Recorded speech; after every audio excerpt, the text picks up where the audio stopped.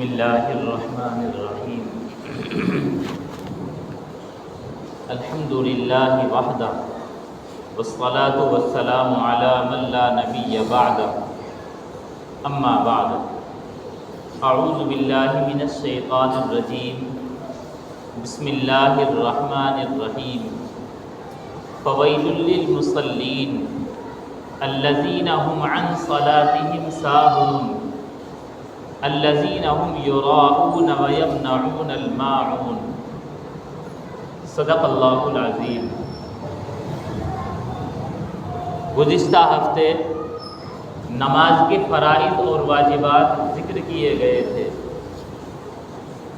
اور ان کی کچھ تشریح بیان کی گئی تھی۔ آج نماز کے مفسدات یعنی وہ چیزیں کہ اگر وہ نماز کے اندر ہو جائیں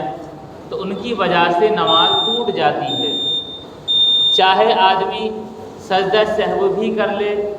پھر بھی نماز نہیں ہوتی، دوبارہ لوٹانا ضروری ہوتا ہے۔ وہ عمل جن کی وجہ سے نماز ٹوٹ جاتی ہے، تقریباً 40 عمل ایسے ہیں، 40 کام ہیں جن کی وجہ سے نماز ٹوٹ جاتی ہے، انہیں کو مفسدات نماز کہا جاتا ہے۔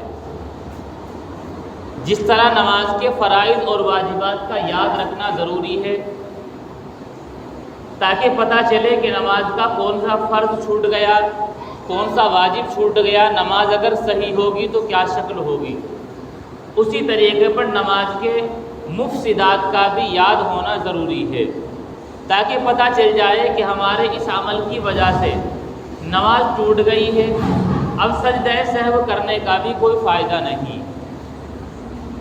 مفسدات نماز جن کی وجہ سے نماز ٹوٹ جاتی ہے، سب سے پہلی چیز ہے نماز کے اندر بات کرنا۔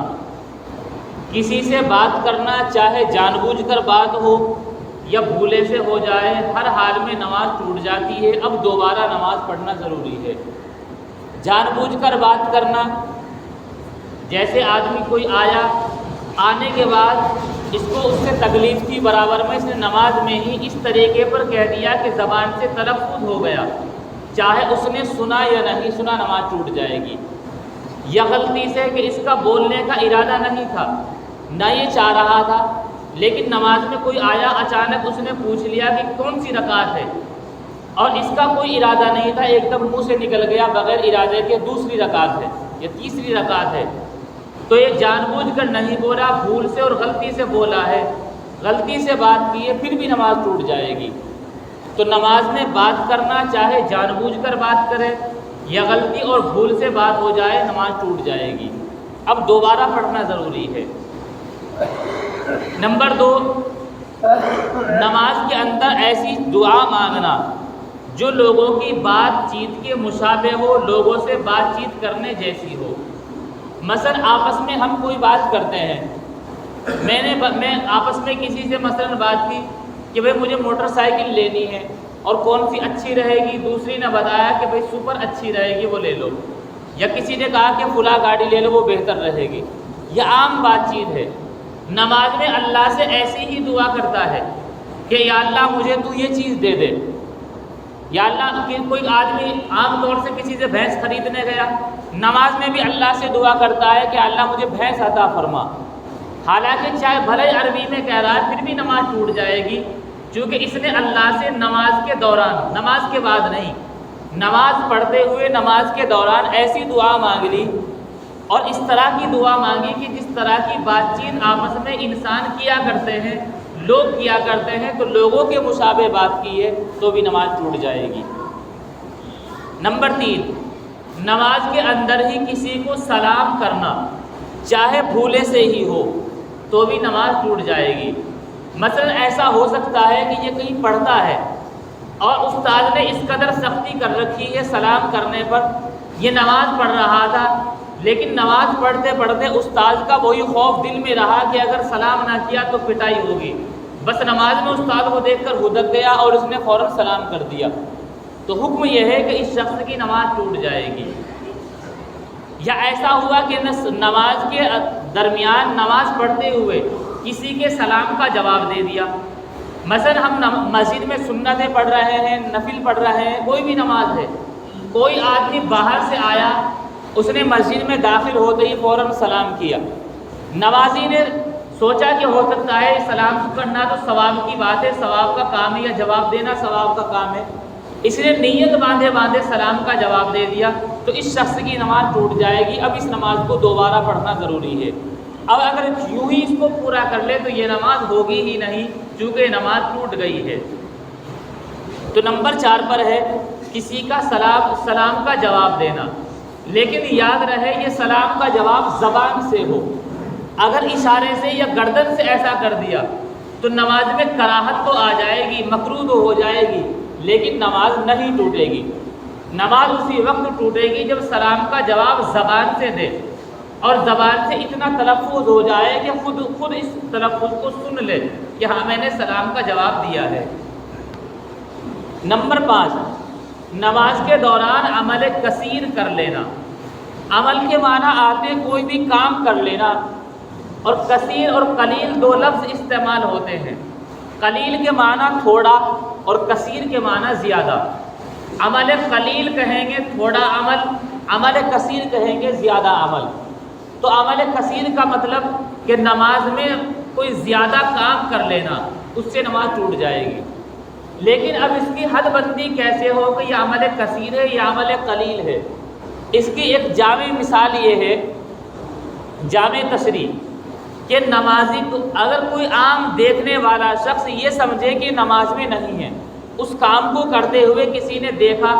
اور دیکھتے ہوئے اس نے سمجھا کہ یہ نماز میں نہیں ہے، چونکہ نماز میں تو ایسا کام نہیں کیا جاتا، تو یہ عمل کثیر کہلائے گا، اس کی وجہ سے نماز ٹوٹ جائے گی۔ مثلا نیت باندھے کھڑا تھا، دونوں ہاتھوں سے ٹوپی صحیح کر لی، رومال اوڑھ رکھا تھا یا چادر اوڑھ رکھی تھی، دونوں ہاتھوں لگا لیے، عورت تھی دوپٹہ اوڑھ رکھا تھا، نیت باندھے ہوئے دونوں ہاتھ چھوڑے دوپٹہ اوڑھ لیا، تو یہ سب کے سب عمل کثیر میں شامل ہیں۔ اگر نماز پڑھتے ہوئے ایسا عمل کر لے جس کو عمل کثیر کہا جاتا ہے، یعنی دیکھنے والا یہ سمجھے کہ یہ نماز میں نہیں ہے، تو اس شخص کی نماز ٹوٹ جائے گی۔ اب سجدہ سہو سے بھی کام نہیں چلے گا، بلکہ دوبارہ اس نماز کو پڑھا جائے گا۔ نمبر 6، اپنا سینہ قبلے سے پھیر دینا۔ جب نماز کے فرائض بیان کیے گئے، ان میں ایک فرض تھا کہ چہرہ قبلے کی طرف ہو، رخ قبلے کی طرف ہو، اور جب ہم نیت کرتے ہیں تو بھی نیت کرتے ہیں رخ میرا کعبہ شریف کی طرف۔ انسان کا رخ قبلے سے پھر جائے، لیکن رخ میں اگر گردن پھر جائے تو اس میں گنجائش رہتی ہے کسی حد تک، لیکن اگر سینہ ہی قبلے سے گھوم گیا تو وہ رخ بالکل مکمل طریقے پر قبلے سے پھر گیا۔ اگر دوران نماز انسان کا سینہ قبلے سے پھر جائے، کسی دوسری طرف ہو جائے، تو یہ نماز بھی ٹوٹ جائے گی، اب اس کو دوبارہ ادا کرنا ضروری ہے۔ نمبر 7، نماز کے درمیان کوئی چیز کھا لینا، لیکن یہ کوئی چیز جو کھائی جا رہی ہے یہ وہ ہو جو انسان کے منہ سے باہر ہو، چاہے وہ بالکل ذرا سی ہو، تل جتنا ہوتا ہے تل، اتنی بھی اگر وہ چیز ہے پھر بھی اس کو کھا لیا نماز ٹوٹ جائے گی۔ یہ ایسی چیز جو منہ کے باہر تھی، نماز کے درمیان کھا لی، چاہے بالکل ذرا سی ہی ہو، رائی کے دانے کے برابر بھی ہو، اس کو باہر سے منہ میں لے کر اندر کر لیا تو نماز ٹوٹ جائے گی۔ نمبر 7 ہے کوئی چیز کھانا، لیکن وہ چیز ایسی ہو جو دانتوں میں پھنسی ہوئی تھی پہلے سے، نماز کے درمیان باہر سے اندر نہیں لے گیا۔ نماز کے دوران منہ کے اندر ہی کوئی چیز تھی دانتوں میں پھنسی ہوئی، اب اس کی حد دیکھی جائے گی وہ کتنی بڑی ہے۔ اگر وہ چنے کی مقدار سے کم ہے تو نماز نہیں ٹوٹے گی، اگرچہ مکروہ ہو جائے گی چونکہ لغو کام کیا نماز میں، لیکن اگر وہ چنے کے برابر یا اس سے زیادہ ہے جو منہ میں اور دانتوں میں پھنسی ہوئی تھی پہلے سے ہی، دوران نماز زبان سے اس کو نکالا اور کھا لیا، اور وہ چنے کی مقدار سے زیادہ ہے تو نماز ٹوٹ جائے گی۔ تو نماز کے دوران کچھ کھانے پینا، اگر وہ منہ کے باہر سے کوئی چیز لی ہے، مثلا کوئی ہلکے سی نمکین کوئی چیز پڑی تھی، سجدے میں گیا، اس نے دیکھا جہاں منہ جا رہا ہے وہیں زبان لگا کر اندر کر لی، تو چاہے وہ باریک سی ہی وہ نماز ٹوٹ جائے گی۔ اور اگر منہ میں جاردات میں پھنسی ہوئی تھی تو پھر نماز ٹوٹنے کے لیے اس کی حد دیکھی جائے گی. اگر وہ چنے کی مقدار سے کم ہے تو نماز نہیں ٹوٹے گی. چنے کی مقدار کے برابر یا اس سے زیادہ ہے تو نماز ٹوٹ جائے گی.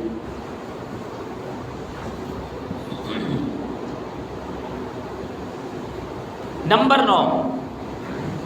نماز کے دوران جس طریقے پر کوئی چیز کھا لینا منع ہے نماز ٹوٹ جائے گی، اسی طریقے پر کوئی چیز پینا بھی منع ہے. اگر نماز کے دوران کوئی بھی چیز پی لی، پانی پی لیا، دودھ پی لیا، دوائی پی لی، چاہے وہ ذرا سی ہی ہو تو اس سے بھی نماز ٹوٹ جائے گی. اس کا حکم وہی ہے جو کھانے کا ہے، جو ذرا سی بھی باہر سے منہ میں گئی ہے. نمبر 10، نماز کے دوران بغیر کسی ضرورت کے کھنکارنا. کچھ لوگوں کی عادت ہوتی ہے، عام طور سے کئی دوست ہیں اور ایک آیا، اس نے دیکھا نماز میں وہ دوست نماز پڑھ رہا ہے، ہم سے پہلے آ گیا، اس نے کھنکار دیا. اب اس نے یہ احساس کرانے کے لیے کہ میں سمجھ گیا ہوں تم آ گئے ہو مسجد میں، وہ بھی جان بوجھ کر کھنکارتا ہے. ایک تو یہ کہ گلے میں خراش ہوئی، پڑھنا مشکل ہو گیا، یا یہ کہ کھانسی ہو ہی رہی ہے، وہ تو الگ معاملہ ہے. بغیر کسی ضرورت کے جان بوجھ کر اس طرح کھنکار رہا ہے تو بھی نماز ٹوٹ جائے گی. تو بغیر کسی عذر کے، بغیر کسی ضرورت کے نماز کے درمیان کھنکارنا جان بوجھ کر، اس سے بھی نماز ٹوٹ جائے گی. نمبر 11، ایسے کچھ الفاظ ہوتے ہیں جیسے تکلیف ہوئی کسی کو، اس نے آہ، اف، اوہ، اس طرح کے الفاظ کہہ دیے، چونکہ یہ وہ الفاظ ہیں جن کا زبان سے تلفظ ہو جاتا ہے. نماز کے درمیان ایسے الفاظ کہنا، اس سے بھی نماز ٹوٹ جائے گی. نمبر 12، کسی آدمی کو نماز کے درمیان کوئی درد یا تکلیف ہوئی، اس نے زبان سے کچھ لفظ نکالا اور وہ لفظ ایسا رہا کہ اس کا تلفظ ہو سکا، چاہے یہ خود ہی اس کو سن لے، کوئی غیر نہ سنے، تو بھی نماز ٹوٹ جائے گی. ایک تو یہ ہے کہ درد اور تکلیف ہوئی، صرف منہ بنا، چہرے کی حیت بگڑی، اس سے تو نماز نہیں ٹوٹے گی. لیکن ایک یہ کہ درد کی وجہ سے یہ کرانے کی وجہ سے کوئی بھی لفظ زبان سے نکل گیا تو بھی نماز ٹوٹ جائے گی. اگرچہ یہ عذر تھا لیکن زبان سے تلفظ کسی اور چیز لفظ کا ہو گیا تو نماز ٹوٹ جائے گی.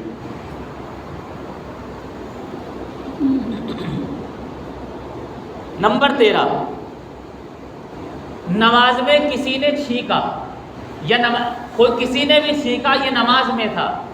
اس نے اس چھینکنے والے کا جواب یرحمک اللہ سے دے دیا، یعنی جواب زبان سے تلفظ ہو گیا،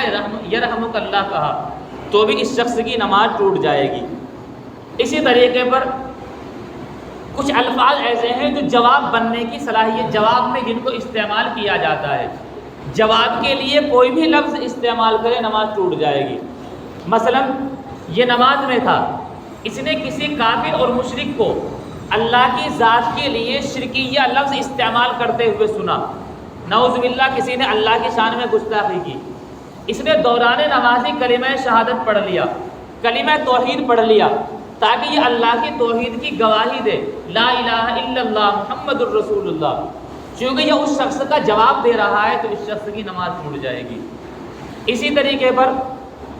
اس نے نماز میں کوئی رنج اور دکھ کی خبر سنی، کسی نے یہ نماز پڑھ رہا تھا، کسی نے مسجد میں آ کر کہا بھی فلاں شخص کا انتقال ہو گیا، اس نے نماز پڑھتے پڑھتے ہی انا للہ و انا الیہ راجعون پڑھ دیا، تو یہ لفظ جواب کا تقاضا کرتے ہیں تو بھی نماز ٹوٹ جائے گی. یا اسی طریقے پر کوئی تعجب کی خبر کسی نے مسجد میں آ کر سنائی، یہ نماز میں تھا، اس نے دوران نماز سبحان اللہ کہہ دیا. یہ وہ لفظ ہیں جن کو نماز میں اگر خود کہتا نماز نہیں ٹوٹتی تھی. مثلا سبحان ربی العظیم، سبحان ربی الاعلیٰ کہہ رہا ہے، نماز نہیں ٹوٹی. قرات کرتے ہوئے اس نے پڑھ دیا قالوا انا للہ و انا الیہ راجعون، تب نماز نہیں ٹوٹی. لیکن اس نے ان الفاظ کا استعمال کسی شخص کے جواب میں کیا ہے تو ان لفظوں کو دوسرے کے جواب میں استعمال کرنے کی وجہ سے نماز ٹوٹ جائے گی. اب نماز کو دوبارہ لوٹانا ضروری ہے. اسی طریقے پر قرآن کریم کی کوئی آیت پڑھی لیکن تلاوت مقصد نہیں تھا، بلکہ کسی شخص کو خطاب کرنا، جواب دینا یا متنبہ کرنا مقصد تھا. مثلا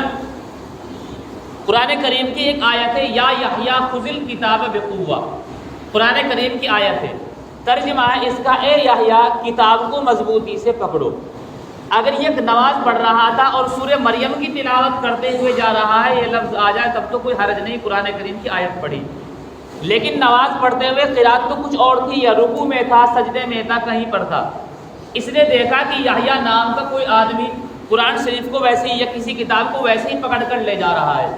اس نے سوچا قرآن کی آیت پڑھ کر کہہ دے یا یحییٰ خذ الکتاب بقوہ، اے یحییٰ کتاب کو مضبوطی سے پکڑ لو۔ چونکہ اس شخص کے اس آیت کو پڑھنے کا مقصد تلاوت نہیں ہے بلکہ کسی کو خطاب کرنا اور متوجہ کرنا مقصد ہے، تو چونکہ قرآن کریم کی آیت کا استعمال غلط ہوا ہے، کسی اور مقصد کے لیے ہوا ہے، تو بھی اس شخص کی نماز ٹوٹ گئی۔ اب اس نماز کو دوبارہ لوٹانا، دوبارہ پڑھنا ضروری ہے۔ کچھ چیزیں ہیں جن کا تعلق عذر سے ہے کہ وہ عذر کی حالت میں تو جائز ہیں، لیکن اگر عذر ختم ہو جائے اور دوران نماز ہی ختم ہو تو نماز ٹوٹ جاتی ہے۔ مثلا ایک شخص کو پانی نہیں ملا، یا یہ کہ بیمار زیادہ تھا، پانی استعمال نہیں کر سکتا تھا، اس کو مسئلہ بتلا دیا گیا کہ تیمم کر کے، پاک مٹی سے جو مسئلہ ہے تیمم کر کے نماز پڑھ لو۔ یہ تیمم کر کے نماز پڑھ رہا تھا، درمیانے نماز میں اس کا عذر ختم ہو گیا۔ مثلا یا تو یہ کہ اسے پانی ملا نہیں تھا، پہلے تیمم کر کے نماز پڑھ رہا تھا، کوئی آدمی آیا اور دوران نماز ہی پانی کا لوٹا برابر میں رکھ دیا، تو درمیانے نماز میں اب یہ پانی کے استعمال پر قادر ہو گیا، اب اس کی جو کہ تو یہ نماز ٹوٹ جائے گی۔ اب حکم یہ ہے کہ وضو کرے، وضو کر کے دوبارہ اس نماز کو پڑھے۔ یا یہ کہ اس کی طبیعت اتنی خراب تھی، ڈاکٹر نے کہہ دیا تھا پانی اگر لگ گیا تو طبیعت بگڑ جائے گی، لیکن درمیانے نماز میں نماز پڑھتے پڑھتے طبیعت بالکل ٹھیک ہو گئی۔ اب یہ ہے کہ چونکہ تیمم کر کے نماز پڑھی تھی اور درمیانے نماز میں پانی استعمال کرنے پر قادر ہو گیا، اب اس کی یہ نماز ٹوٹ جائے گی۔ اب حکم یہ ہے کہ فوراً وضو کرے، وضو کرنے کے بعد اب اس نماز کو دوبارہ ادا کرے۔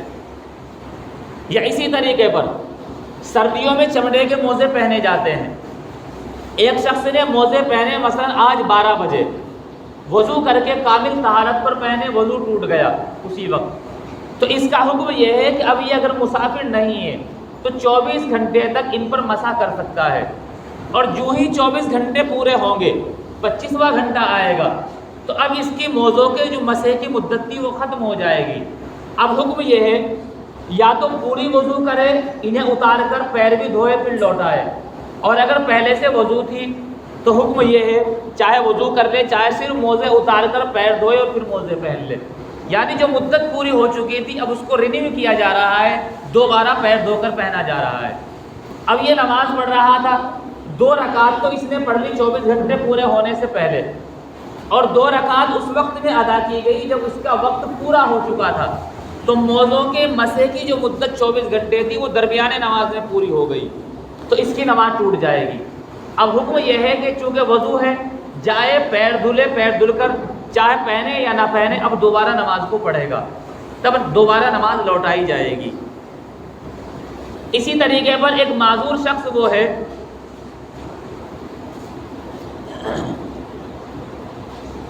کہ جسے قرآن کریم کی کوئی آیت یاد نہیں ہے، پڑھنا بھی نہیں آتا۔ اب یہ آدمی جب قرآن نہیں پڑھنا آتا، حکم یہ بس کہ اللہ اللہ کرتا رہے، نماز پڑھتا رہے، لیکن نماز پڑھتے پڑھتے اس نے کہیں قرآن کریم کی کوئی آیت اس کی سنی، کسی نے بجا رکھی تھی یا کوئی پڑھ رہا تھا، درمیانے نماز میں اس کو یاد ہو گیا قل هو اللہ احد، کوئی بھی ایک آیت درمیانے نماز میں یاد ہو گئی، تو چونکہ جب اس نے نماز شروع کی تھی یہ معذور تھا، اسے تلاوت نہیں آتی تھی، اور درمیانے نماز میں تلاوت آ گئی، اگرچہ ایک ہی آیت یاد ہو گئی، تو اس کا عذر درمیانے نماز میں ختم ہوا۔ اب حکم یہ ہے کہ یہ نماز ٹوٹ گئی، اب دوبارہ نماز شروع کرے اور یہی ایک آیت یا 2 آیت جو بھی اسے یاد ہوئی ہوں انہیں پڑھتا رہے، تب نماز اس کی ہوگی۔ یا اسی طریقے پر ایک شخص نے موزے پہن رکھے تھے، درمیانے نماز میں مثلا پاؤں میں کھاج لگ گئی اور اس نے پاؤں سے ہی کھجایا، یا ایک ہاتھ بیٹھا ہوا تھا ایک ہاتھ سے کھجایا، کھجاتے کھجاتے اس کا موزہ اتر گیا۔ اب جب موزہ پیر سے اتر گیا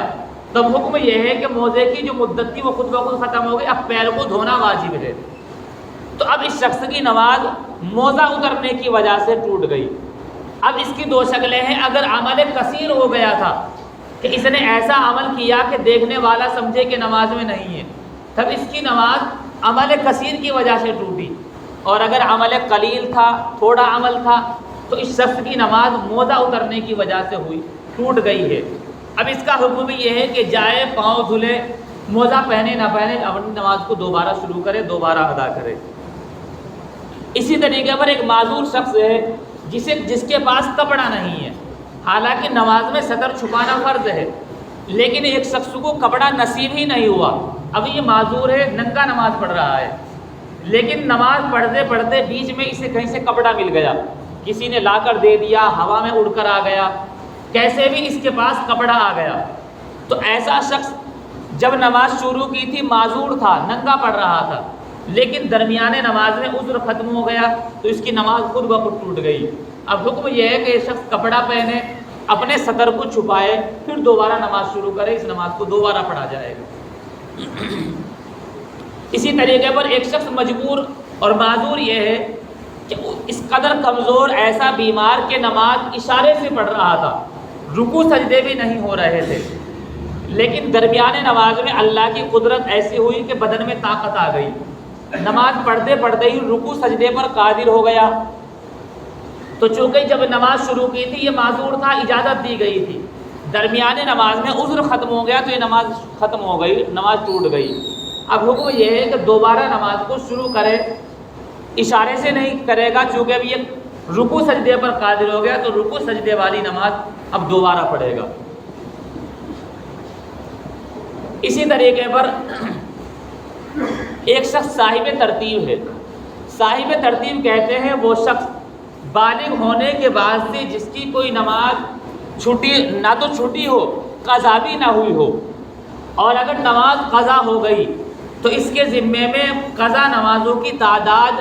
5 ہونے سے پہلے اس نے ان کو ترتیب وار ادا کر لیا ہو، اور اگر وہ 5 سے زیادہ 6 نمازیں قضا ہو گئی اس کے ذمے میں اب تک ادا نہیں کیا تو یہ صاحب ترتیب نہیں رہا۔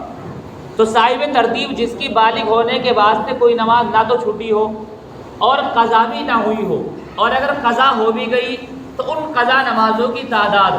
5 ہونے تک تو گنجائش ہے، لیکن جیسی چھٹی قضا ہوگی صاحب ترتیب ختم۔ تو اس کے ذمے میں 5 نمازیں بھی قضا نہ ہو پائی تھی، کبھی ہوئی تو اس نے 5 ہونے سے پہلے ادا کر لیا۔ اب دوران اس کی کوئی نماز چھوٹ گئی تھی، اس کو پتہ بھی نہیں تھا، لیکن نماز پڑھتے پڑھتے اس صاحب ترتیب کو یاد آ گیا کہ تیری فلاں نماز چھوٹی ہوئی ہے، مثلا فجر کی تو تیری نماز چھوٹ گئی تھی، تو ظہر کی کیسے ادا کر رہا ہے؟ تو اتنا یاد آنے کی وجہ سے ہی ظہر کی نماز ٹوٹ گئی اس کی۔ اب حکم یہ ہے کہ یہ شخص پہلے فجر کی نماز ادا کرے، پھر ظہر کی نماز ادا کرے، تب اس کی نماز ادا ہوگی۔ تو صاحب ترتیب کے لیے یہ حکم ہے، اس کی بھی نماز پہلی نماز یاد آنے کی وجہ سے ٹوٹ جاتی ہے، اور اگر پہلی نماز اسے یاد آئی 5-6 نمازیں پڑھنے کے بعد تو چونکہ اب صاحب ترتیب نہیں رہا، اب اس کی یہ نماز بھی ہو گئی، اب اس کی قضا بعد میں کر سکتا ہے۔ اسی طریقے پر ایک مسئلہ یہ ہے، امام اگر نماز پڑھا رہا ہے، دوران نماز کوئی ایسا اسے حدث لاحق ہو گیا، یعنی اس کا وضو ٹوٹ گیا، تو ایک حکم تو یہ ہے کہ اب نماز توڑ دے، وضو کرے، وضو کر کے آگے دوبارہ نماز پڑھائے۔ ایک یہ ہے کہ یہ امام کسی کو نائب بنا دے، یعنی کسی کو اشارے سے آگے کر دے، خود وضو کرنے چلا جائے، جس کو آگے کیا ہے وہ اور لوگوں کی نماز پوری کرا دے، اور خود وضو کر کے اس کے پیچھے شامل ہو جائے۔ اس کو کہتے ہیں دوران نماز کسی کو نائب بنانا، یہ تو ایک مسئلہ ہے۔ اب اس امام تو حافظ قاری تھا، قابل امامت تھا، امام بن سکتا تھا، اب اس نے دوران نماز وضو ٹوٹا، کسی ایسے آدمی کو امام بنا دیا جو امامت کا اہل ہی نہیں تھا، مثلا اسے قرات نہیں آتی تھی، قرآن بالکل یاد نہیں تھا، پڑھنا بھی نہیں آتا تھا، یا یہ کہ کسی نابالغ بچے کو بنا دیا،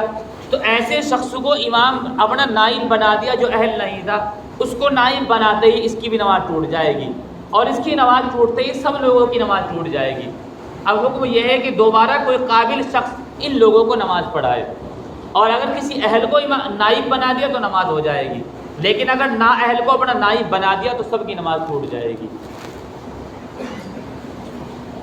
اسی طریقے پر فجر کی نماز پڑھ رہے تھے، نماز میں اتنی لمبی قرات کرتے چلے گئے امام صاحب، یا خود ہی یہ پڑھ رہا تھا کہ نماز پڑھتے پڑھتے درمیان میں سورج نکل آیا، اگر نماز پڑھتے پڑھتے سورج طلوع ہو گیا تو یہ نماز ٹوٹ جائے گی۔ اب حکم یہ ہے کہ سورج طلوع ہونے کے 15 منٹ کے بعد اب اس کی قضا کی جائے گی۔ یہ غفلت ہمارے معاشرے میں بڑھتی جاتی ہے کہ ایسا ہوتا ہے دیکھا 2 منٹ بھی بچی ہیں 1 منٹ بھی بچی ہے، کوشش کرتے ہیں کہ جلدی سے پورا کر لیں۔ اور ایک غلطی ہم لوگ یہ کرتے ہیں، یہ سمجھنے کی بات ہے، ہم لوگ اعلان کے محتاج ہو گئے۔ اعلان کرنے والے کو چاہے پتہ ہو نہ پتہ ہو، میں کس وقت اعلان کر رہا ہوں، ہم یہ سمجھتے ہیں یہ صحیح اعلان کیا ہے۔ بعض مساجد میں اعلان 5-5 6-6 منٹ کے بعد اعلان ہوتا ہے، سورج طلوع ہونے کے بعد بھی۔ یہ نمازیں خراب ہوتی ہیں۔ چلو جب تک علم نہیں ہے تب تک نماز خراب نہیں ہوتی۔ اللہ نے ہمیں صلاحیت دی ہے، ہم اپنی ضرورتوں کے لیے جب اپنے موبائل کا استعمال کرتے ہیں تو اس ضرورت میں بھی موبائل کا استعمال کریں۔ اس کا طریقہ یہ ہے، آپ اپنے موبائل میں جو بڑا موبائل استعمال کرتے ہیں، جب گوگل پر سرچ کریں گے ٹوڈے سن رائز ٹائم، سن سیٹ ٹائم، تو اس دن کا بالکل صحیح ٹائم آپ کے علاقے کا، آپ کی میپ کے اعتبار سے سارا دکھا دے گا۔ وہ ٹوڈے سن رائز ٹائم جب آپ لکھیں گے تو آج کا طلوع کا جو صحیح ٹائم ہے وہ اس میں دکھا دے گا۔ جنتری ہمارے یہاں کی آج تک تیار نہیں ہوئی، یا تو دلی کی استعمال ہوتی ہے، مراد آباد کی، بجنور کی استعمال ہوتی ہے، ہمارے علاقے کی آج تک کوئی جنتری تیار نہیں ہو چکی۔ تو اس لیے ہم اس اعلان کے محتاج نہ بنیں۔ جب تک آدمی محتاج تھا، جاننا مشکل تھا، تب تک مجبوری تھی، لیکن آج اس چیز کو جاننا آسان ہو گیا۔ آپ اس کو گوگل پر سرچ کر کے اس کو دیکھیے کیا ٹائم ہے سورج طلوع ہونے کا، اس کے مطابق جب ہم روزانہ کی ساری معلومات رکھتے ہیں، اخبار میں بھی جو چھپ کر آتا ہے، بہت سے اخباروں میں آج کا طلوع اور غروب کا آتا ہے، وہ نئی دلی کا ٹائم آتا ہے اکثر و بیشتر۔ اس لیے ہم اس طلوع اور غروب کا صحیح دھیان رکھیں، پھر نماز پڑھیں۔ اسی طریقے پر عید بقرعید کی نماز پڑھ رہے تھے، پڑھتے پڑھتے زوال کا ٹائم ہو گیا تو یہ عید کی نماز بھی ان کی ختم ہو گئی، فاسد ہو گئی۔ اسی طریقے پر جمعے کی نماز پڑھ رہے تھے، اتنی لمبی کھینچی یا اتنے لیٹ پڑھی کہ عصر کا وقت شروع ہو گیا تو یہ جمعے کی نماز بھی ٹوٹ جائے گی۔ بقیہ مفسدات انشاءاللہ آئندہ ذکر کیے جائیں گے۔ اللہ تعالیٰ عمل کی توفیق عطا فرمائے۔ وآخر دعوانا الحمدللہ۔